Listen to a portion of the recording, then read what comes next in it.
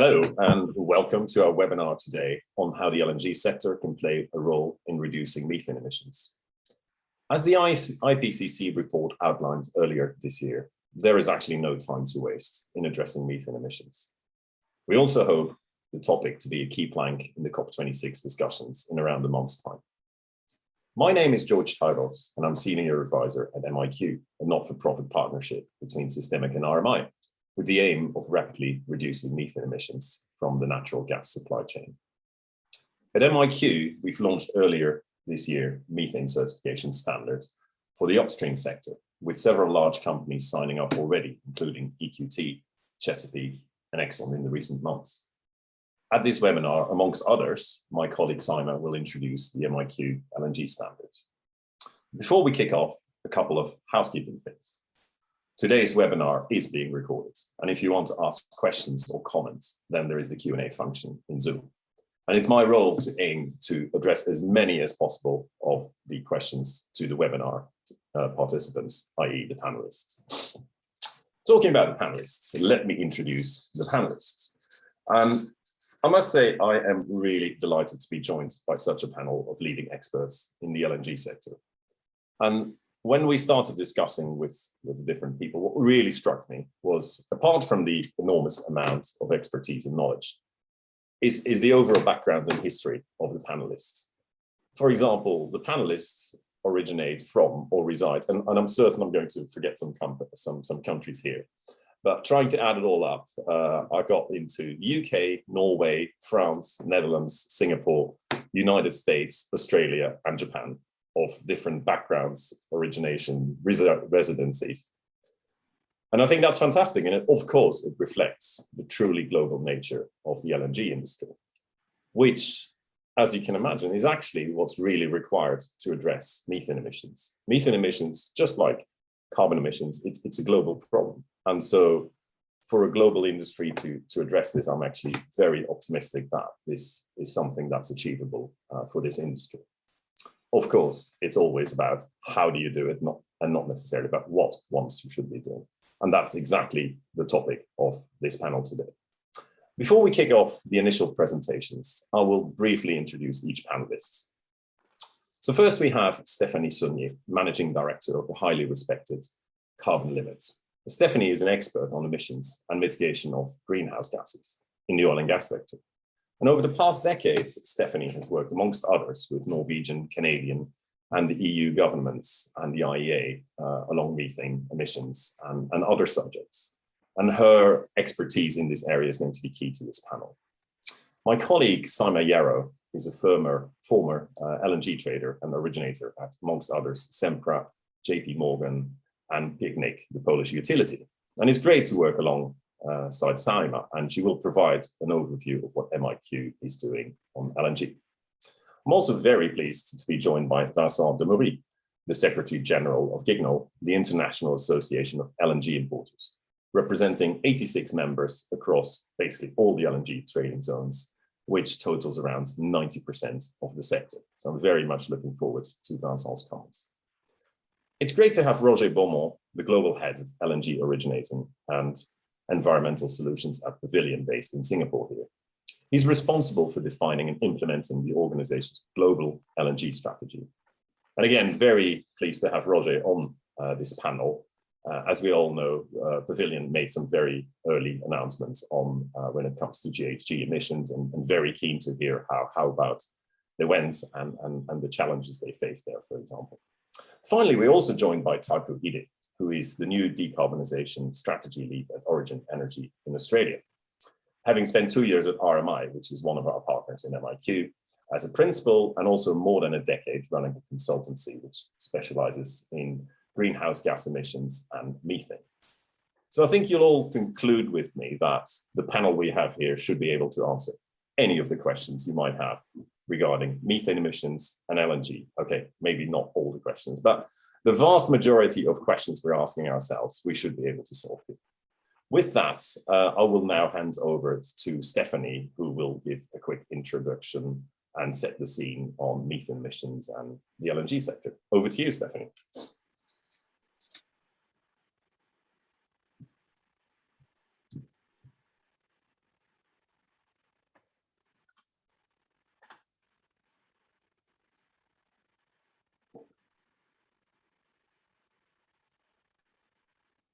Can you see things properly? Hi, good morning, everyone. I hope you're seeing the slides well.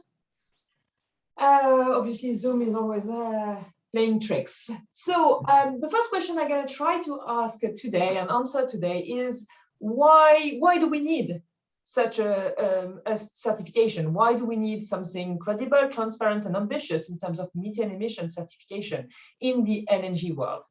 And to answer this question, we're going to answer it through 3 pillars. So the first pillar,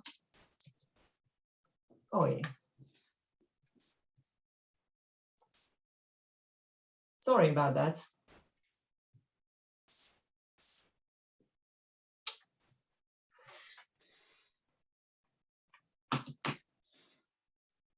The first pillar is obviously the climate drivers. Here George mentioned it, the IPCC report is urging for climate actions. And I won't spend too much time discussing the role of methane in the climate because you're all aware about it, but I think it's important to remember why we're here and why we're discussing this. The next pillar here on the why and the driver is the technical drivers.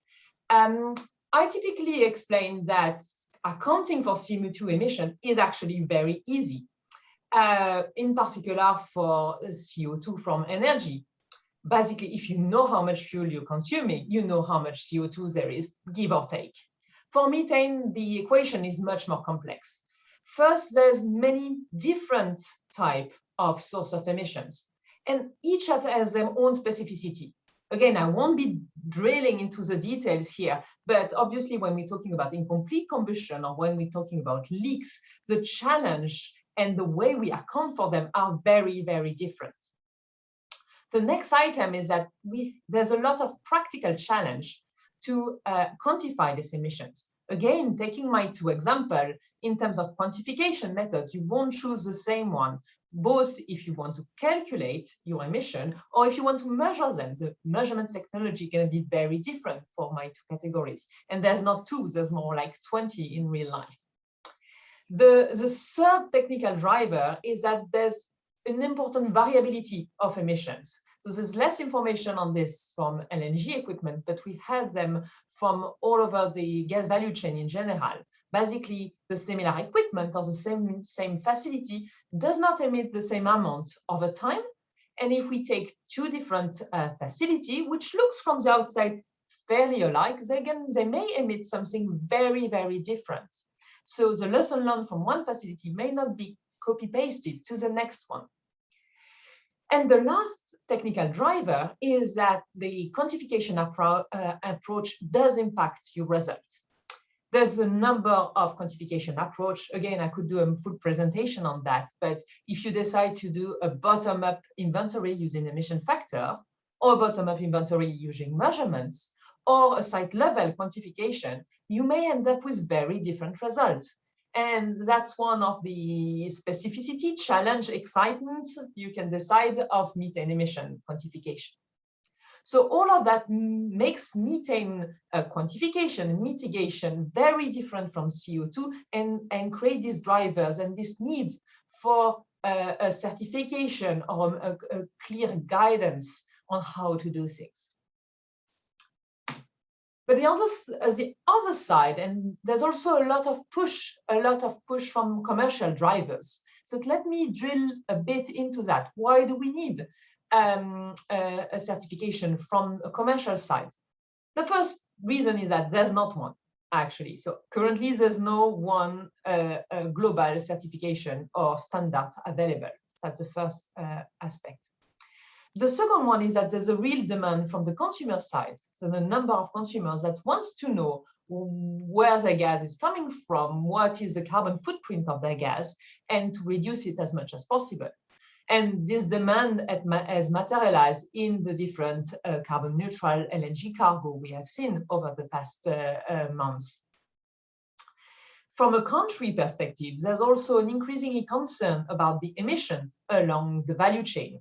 So we know of the methane strategy in Europe but there's also discussion in other places in the world, and some of the other panelists may discuss them in detail, to look at, okay, I'm importing natural gas. What is the carbon footprint of what I'm importing before it actually crosses the border? As mentioned earlier, not every facility emits the same, and there's some best performing actors, and the best performing actors may have implemented all the best available technology, and they want recognition on the markets. They want their product to be recognized as different from some others. And last but not least, when you're reducing methane emission, obviously you're saving some of the products in the LNG world, and so there's some saving from the methane recovered. All in all, we see there's a lot of key driver and a lot of push for more transparency, more credibility, and ambitious in terms of methane certification. Let me hand over then back to you, George, for the next step in our journey. Thank you, Stephanie. And that was a great intro helicopter view on basically why we're here, including at this webinar. Thanks for that. I'll hand over now to Saima, who's going to quickly introduce what MiQ is looking to do on the LNG sector. Over to you, Saima.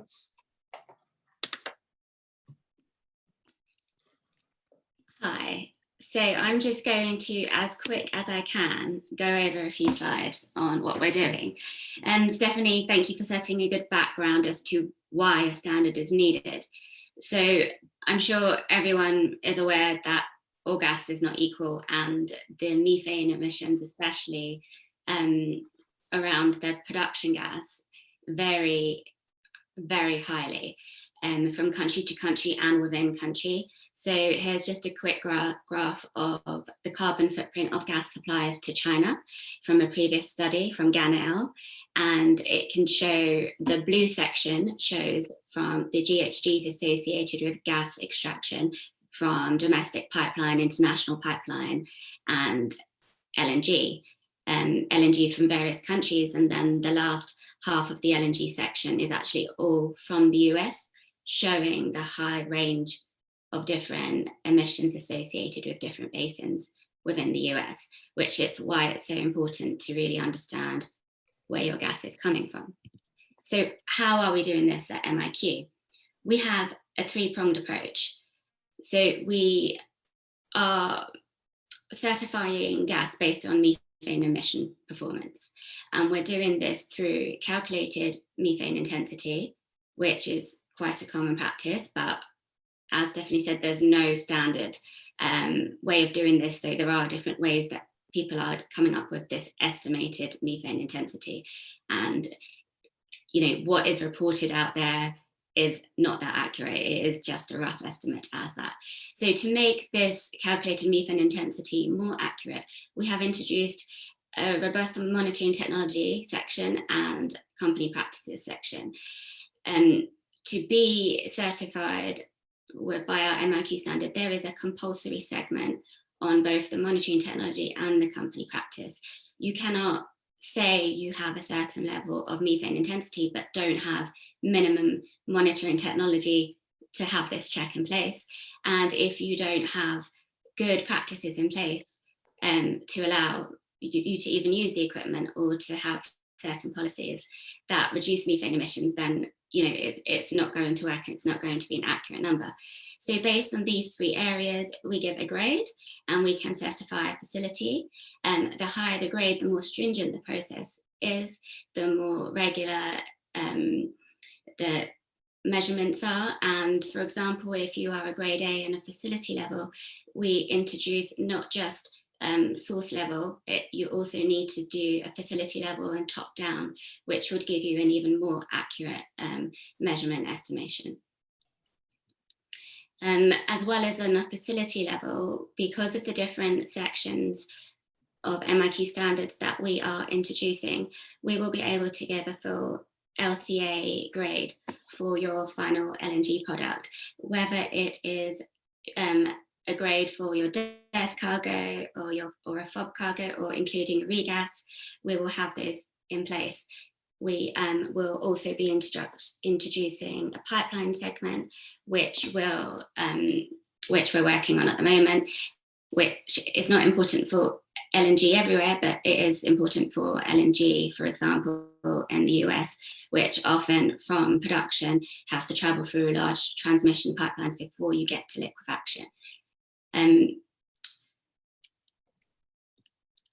So for our MiQ LNG standard, we will be covering liquefaction, including loading, transportation, and regas, which will include unloading in that section.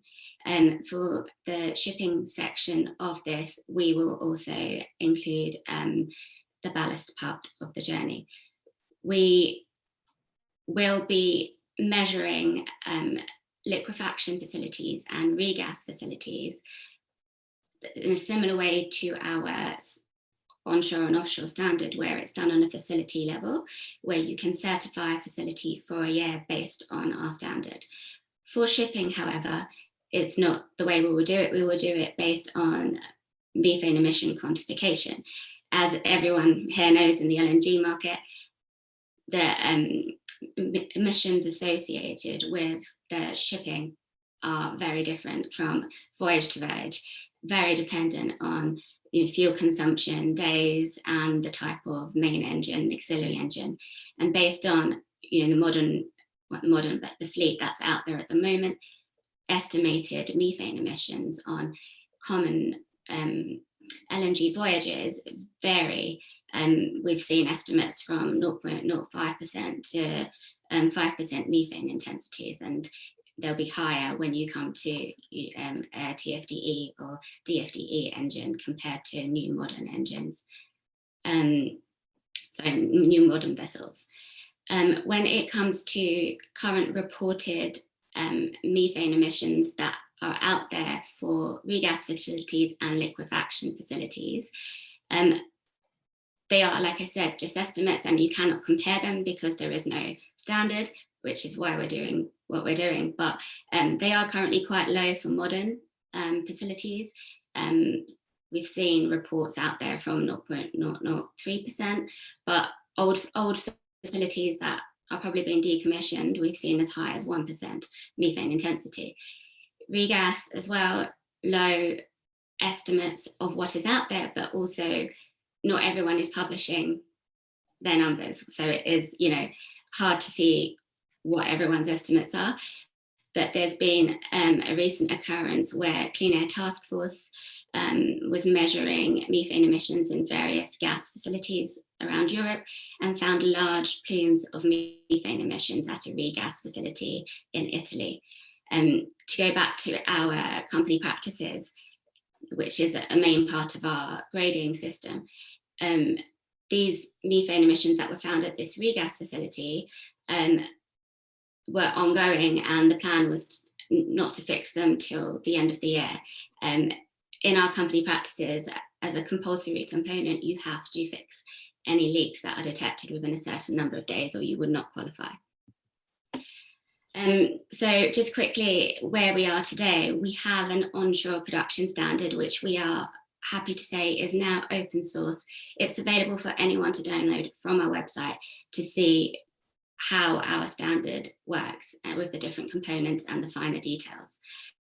We also have an offshore production, and we have the LNG chain standard, which it will be ready for review and go out to peer review in the next couple of weeks.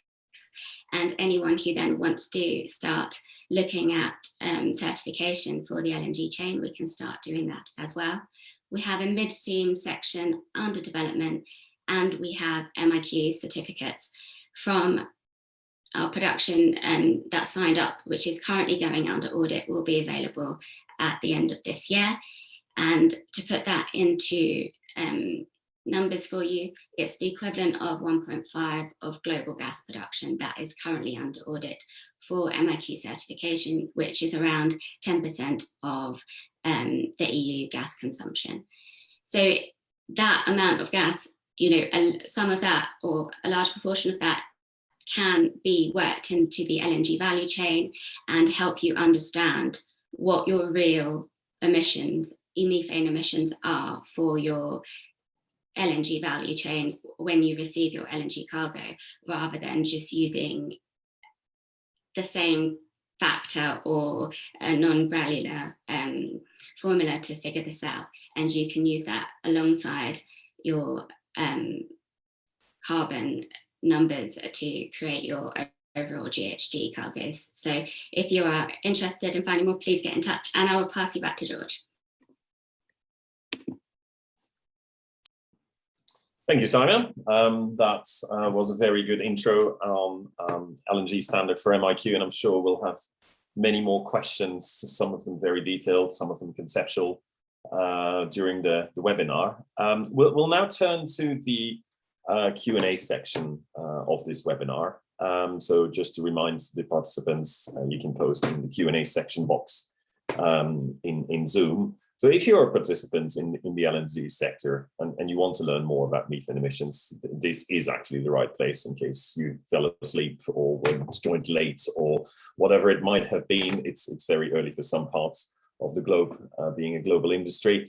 And also, if you have strong opinions, please let us know. This is, as we have often noticed, when it comes to sustainability issues, there's always very strong opinions out there, and we'd like to hear that, and hopefully we can debate these.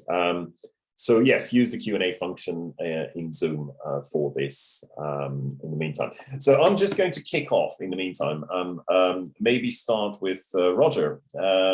So Pavilion, you have been an early, let's say, leader when it comes to understanding GHG emissions as an LNG buyer in Asia mainly.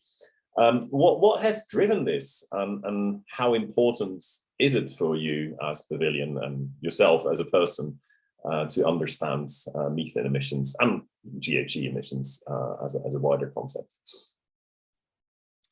Well, first of all, good morning, good evening, good afternoon, wherever you are. I'm very pleased to be speaking at the panel, firstly. Why? Because the topic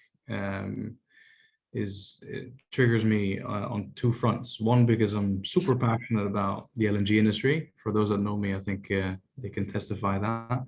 But secondly, because in the recent past, there's been an added element to that, which is the GHG within the LNG value chain, which is something that I also feel very strongly about. So I think the topic of this webinar is essentially written perfectly for me.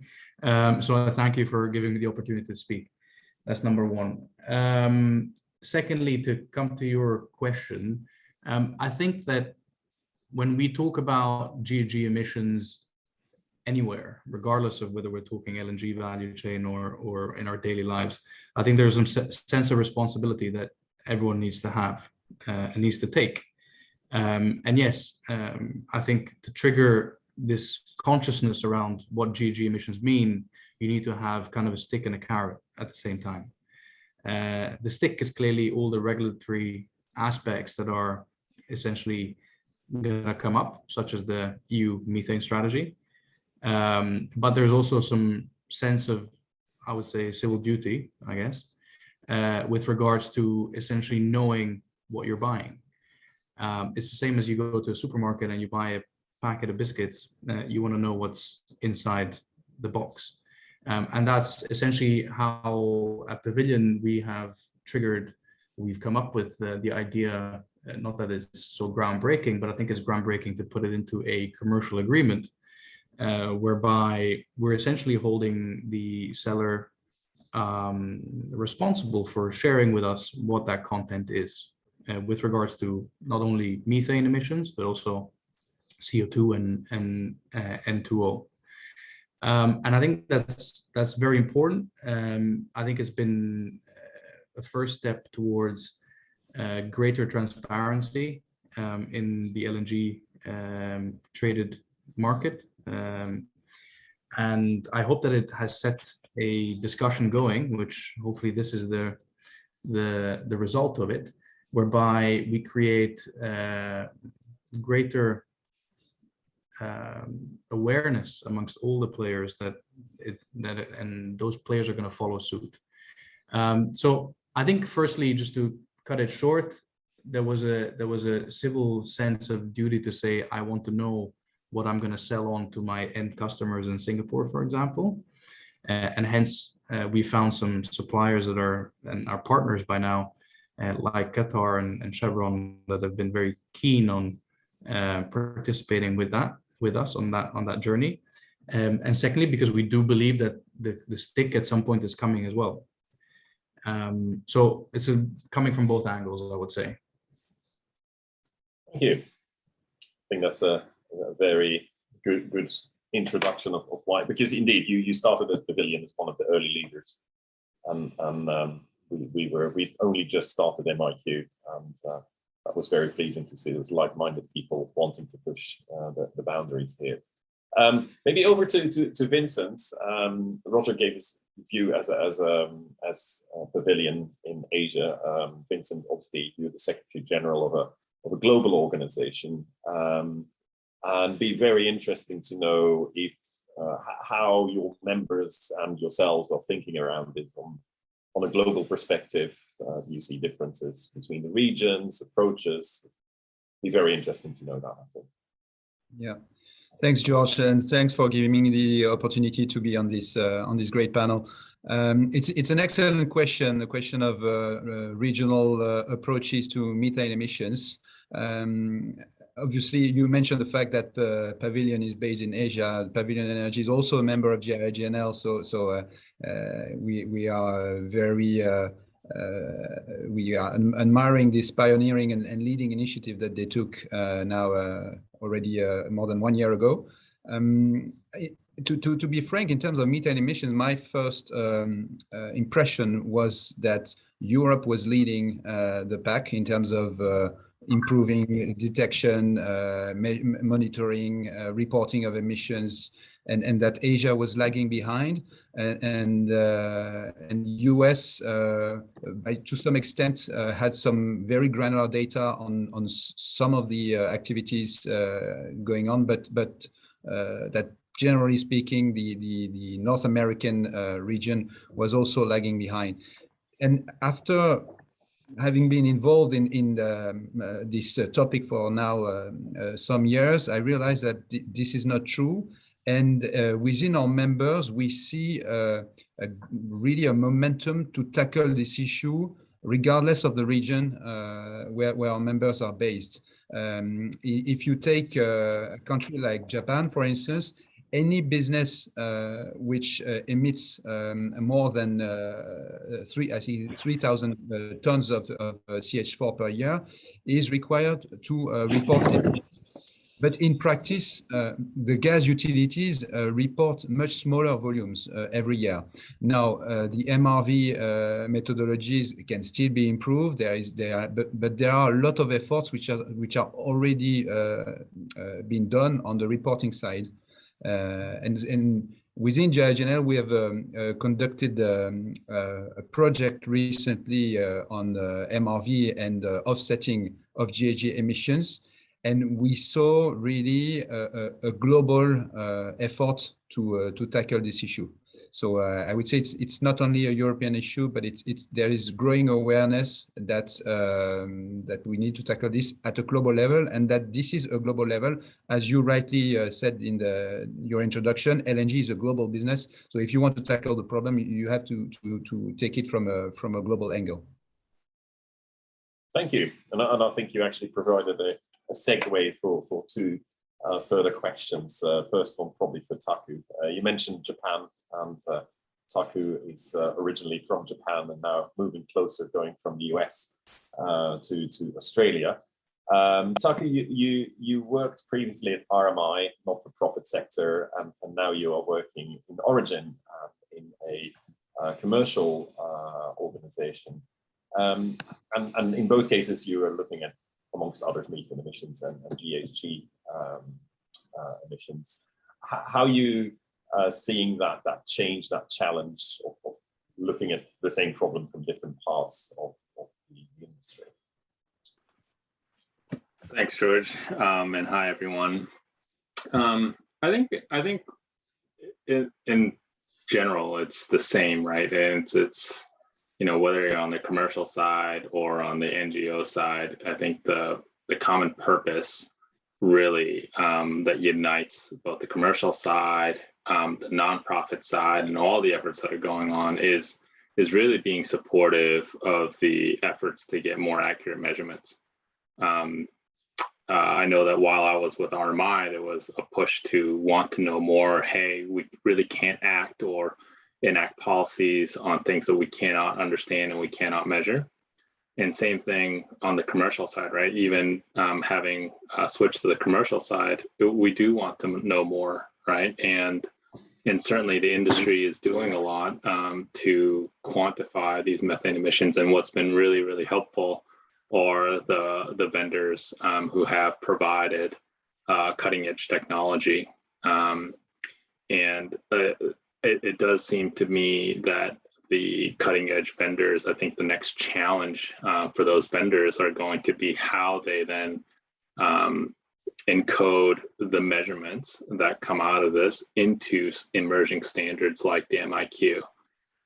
And so from that perspective, I think it's really helpful the effort that you're leading, because it creates a nice home for vendors who then are able to come up with these new monitoring technologies. Mm-hmm. Simon, can you elaborate a bit on that, how you see that working?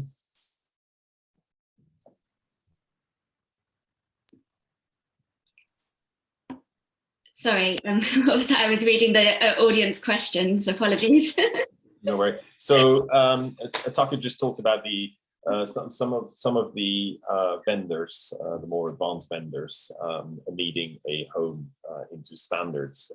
How does that work, for example, with MiQ? How do you deal with the different technologies and different vendors?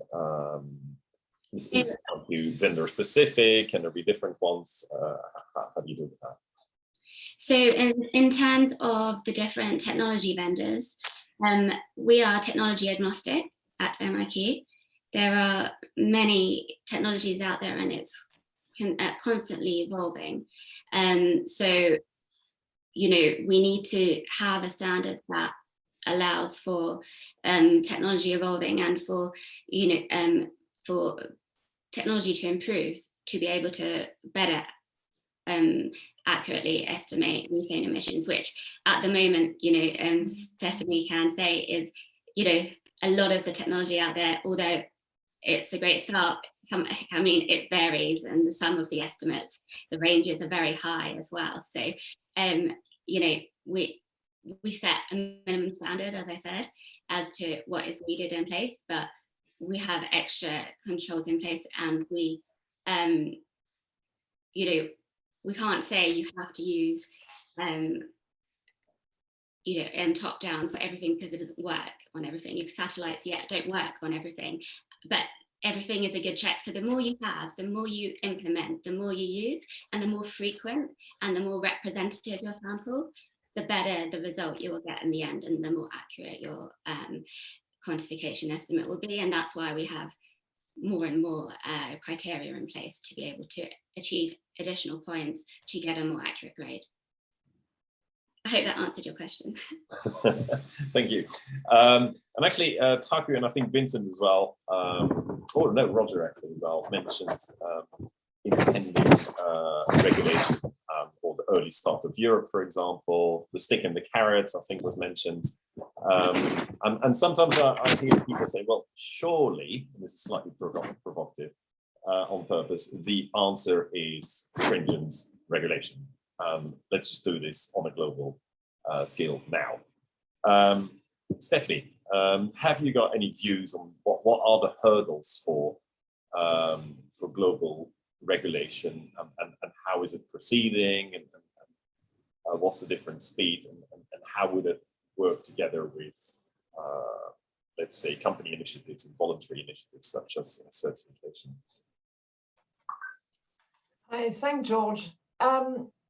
Yes, so there's a number of regulatory processes that are ongoing at different stages in different jurisdictions. So not specifically necessary for LNG, but for the different part of the value chain. I mentioned the EU strategy and the process in the EU. There's also ongoing process in other jurisdictions as exotic as Argentina, for example, or Nigeria, has regulatory process that has been discussed.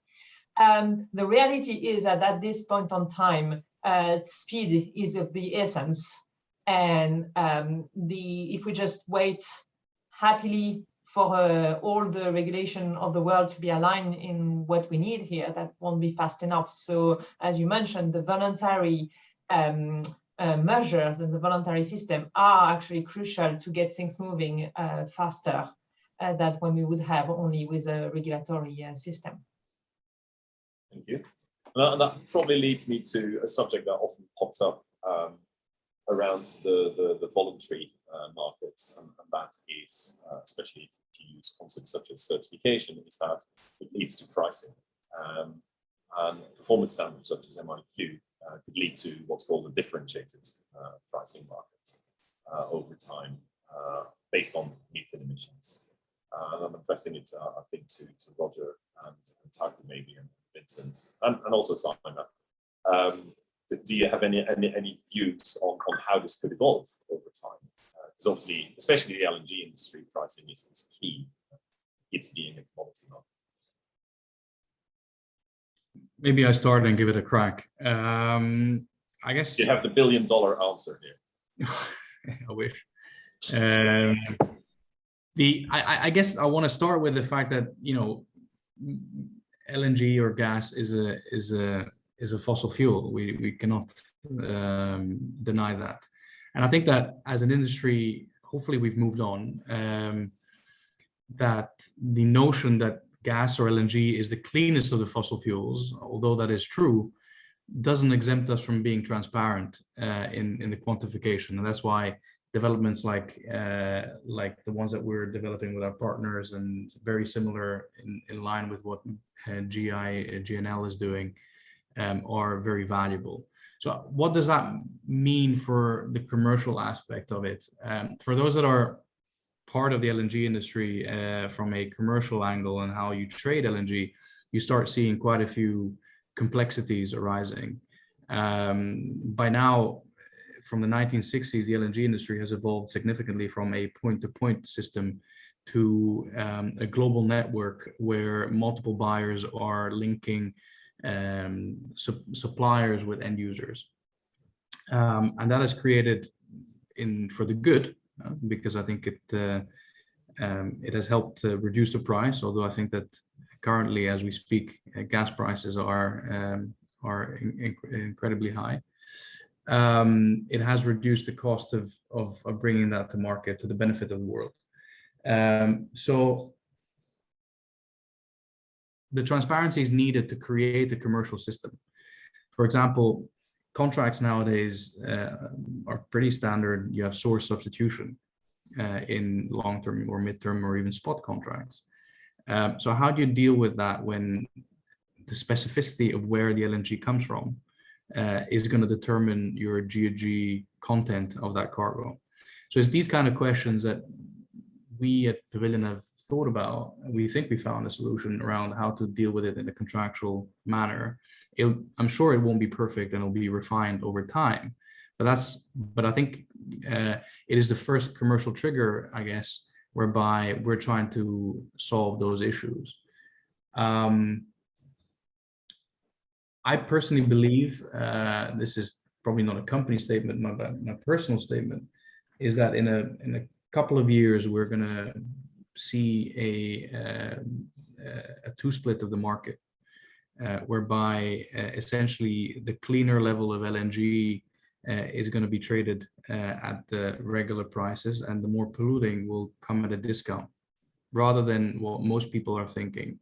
I think that cleaner LNG should come at a premium, whereas I don't think that's true. I think it's going to go towards a world whereby the dirtier fuels or the dirtier portion of the LNG value chain will have to trade at a discount, and over time will phase away, whether it's because end users require cleaner LNG or the cleanest form of LNG because they've made certain corporate statements or commitments, or whether they're importing into Europe, for example, with the EU methane strategy, or other parts of the world whereby a similar EU methane strategy is going to be developed, whether it's Singapore, whether it's China, whether it's multiple countries that are cleaning up their act. So one way or another, I think commercially we're gonna see the cage being rattled, if we're gonna say it that way. But again, I come back to the point, it's a combination of the regulators doing their job and the commercial folks putting their minds together and saying, okay, if we do accept an MRV structure, an underlying MRV structure, how is that going to work in the way that we trade right now? And that's, to me, the key on how to get global adoption. Thank you. I think I saw Taku, Vincent, Saima nodding. It's obviously a well-debated subject. And anybody else wants to comment on where this could go? Well, I think Roger is totally right, and in the end, also the end users will define what is right for the market and how this will be priced. Because if you look, for instance, at the first carbon offset or so-called carbon neutral cargoes that were sold to Asia, it all starts with end user demand, and you cannot think in terms of the natural gas chain only or the LNG chain only, but you have to think of what the consumers will require. Taku? Yeah, and I think just on this vein, if this market is really going to develop, I think from a supply standpoint, there is general support for standardizing all these methodologies, right? I think in the introduction, you mentioned there was a whole number of emissions estimates that are out in the world today, and they follow different rulers, different methodologies. Some are just a wild guess, and some are emissions factor based. And I think it's just the way in which the market then develops confidence around what is actually hitting the market comes from the ability for a standard like MiQ to be able to start driving home and starting to define the boundaries in a way where the market participants can trust that system. Simon? Yeah, I completely agree with what everybody said. So, yeah, I don't really feel like I've got anything else to add, but yeah. Okay, and we talked, I think, Vincent, you mentioned the so-called green cargoes. How do you see that fitting with standardization, such as, for example, what Simon has talked about, and any views on, because that's obviously a phenomena that started in the LNG industry. Have you got any views on where that could lead? Could that help? Yes, I think, as Roger said, transparency will then lead to a more developed commercial aspect on these issues, but it works in both directions. For me, carbon offset LNG is also a good opportunity to improve transparency on emissions, and that's where standards and carbon footprint standards, but also carbon neutrality standards can fit to also feed this effort to become more transparent and to be able to establish a genuine benchmark for LNG cargoes. And the more we get actual primary data, the more we get data based on actual measurements or on site-specific calculations, the more we will be able to compare cargoes, to also analyze the evolution of the GHG intensity, and the evolution of the methane intensity of the LNG chain, and the more we'll be able to implement that in a commercial way. Mm-hmm. So it's all about transparency, is what I'm hearing.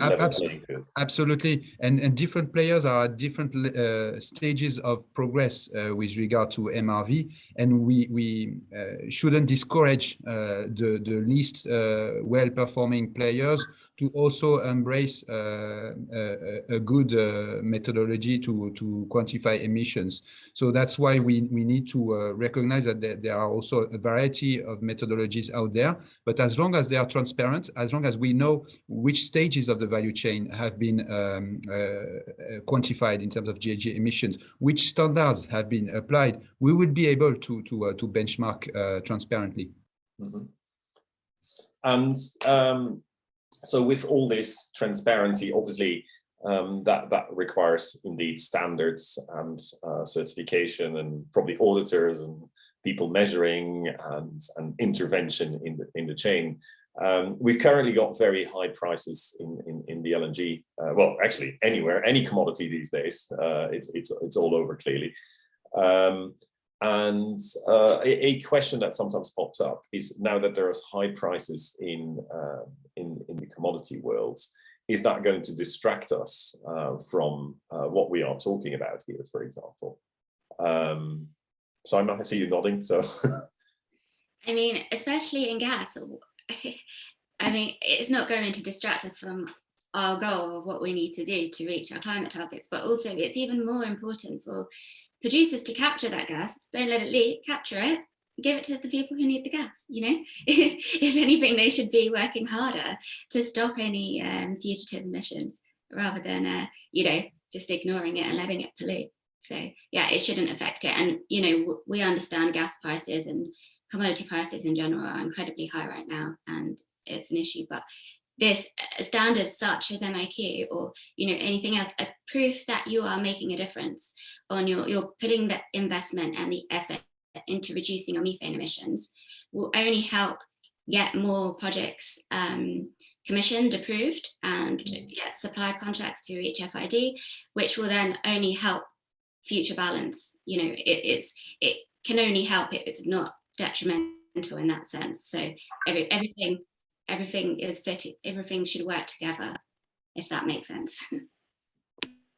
And last question before we start probably closing remarks, and I'm going to ask every panelist your top one, and if you really want to stretch it, top 2 or 3 priorities for 2022. And Roger, this is only on methane emissions that we are going to be answering that question. A question also to Roger. On what could you summarize, like, and maybe Vincent and Taku as well, like the key characteristics of what you would like to see, like top 3 again, when it comes down to credibly knowing the GHG or the methane emissions? What are you really looking for? Well, I think step number 1, and I think that's the easiest regulatory push that I think we can apply, is essentially forcing everyone to publicly share data. LNG traded markets are inherently complex. You can only take title from at different stages throughout the value chain, and so that automatically creates issues. Because given that that molecule might change hand multiple times, how are you going to create transparency from a emission perspective if you don't have title of the data that is the underlying? Yeah. So I think, and I think the US is starting to move towards that that approach. I think the rest of the world is lacking. I think obviously, as you know, LNG crosses jurisdictions. Produced in one place, and that's the whole intent of LNG, is being consumed somewhere else, and then you have this whole part in the middle, which is no man's land. So and there are methane emissions within at different stages of the value chain.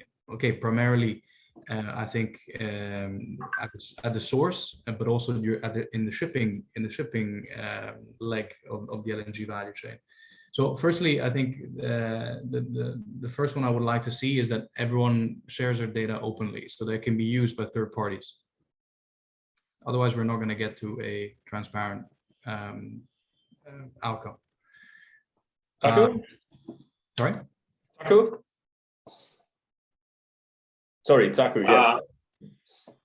So I think in FY, the remainder of FY, well, for us, FY runs from July to July. So FY22, really, the focus is for us is like at the end of the day, industry, like us, we're doing a lot to measure and monitor and reduce these emissions, the methane emissions along our supply chain. And so I think the onus is on us to continue to evaluate where we can potentially showcase these efforts. And so obviously, if this MiQ standard is the standard that the market adopts and trusts and builds really that, build that credibility around, certainly we would like to evaluate standards like this to continue to see whether we can, lock and step develop our emissions management and quantification together with the standard.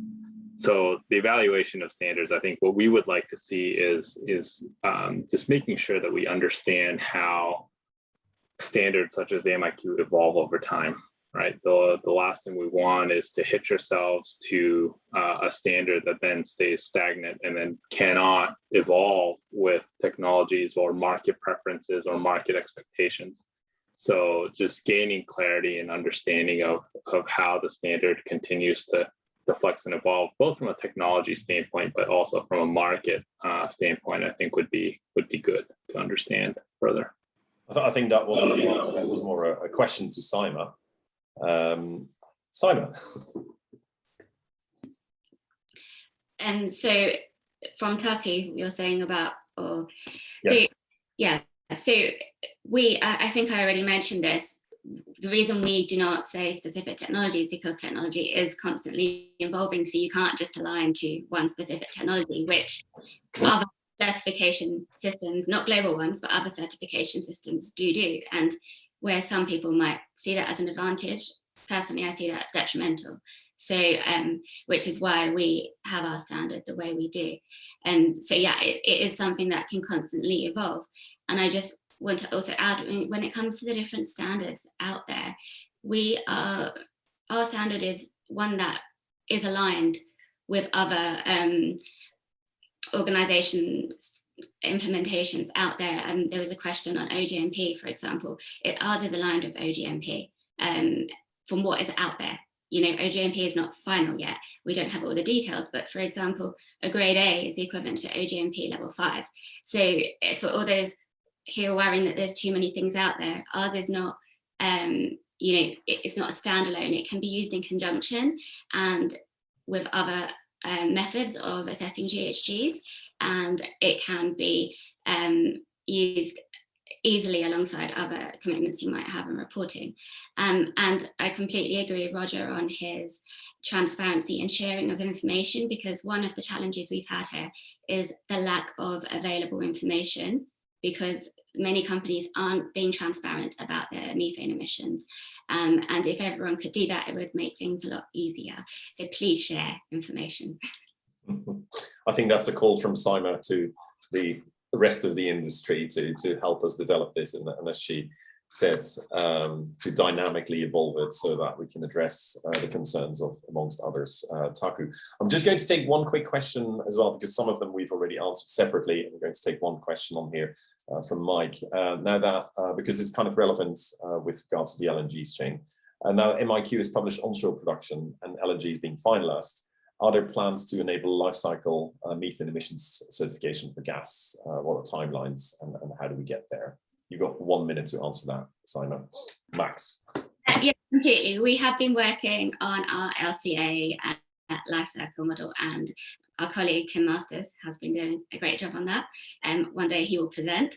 And basically, we can already today use production, liquefaction, transport to regas based on what we have. What we are missing currently is the midstream section, which of course is important, as you hopefully saw from that graph I showed on carbon footprint to suppliers to China. And some of the transmission sections were massive when it comes to methane emissions. So hopefully that midstream section will be ready at some point next year. And the way we work, which I haven't managed to say yet, is that we do a draft and then we send our standards for peer review from whether it's whatever interested companies on the LNG, for example, traders, producers, buyers, operators on regas and liquefaction. So those companies who review it give feedback, we do another draft, and once we have a good revised draft, that's when we make our standards open source for everyone to see. But yes, hopefully by the end of next year, I would say, in terms for full life cycle. And in the meantime, being part of this team as well, I think we can do quite a large part of the LNG industry already, especially in parts where you have upstream and straight away go to LNG liquefaction. For a more traditional LNG facility, or for a traditional LNG supply chain, we're ready now to do that. It's for the more, the longer ones, the more complicated. Right, so I think it's time to close off. This was very good debates, and yes, with this format we can't always go in all the details that I know everybody always wants to do. So one last question to all the panelists, and I'll just do it in the order of the screen I'm seeing it here. Your top priority for 2022 when it comes to methane emissions, your top wish or the best thing that could happen, your choice how you deal with it. Stephanie. I would say that 2021 was a year where we spotted super emitters, and 2022 should be the year where we address them. Nice one. Vincent.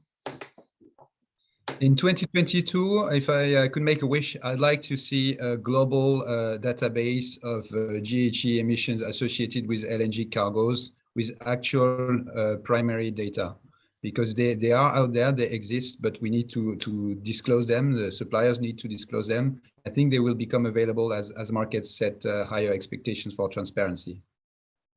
Okay. Roger.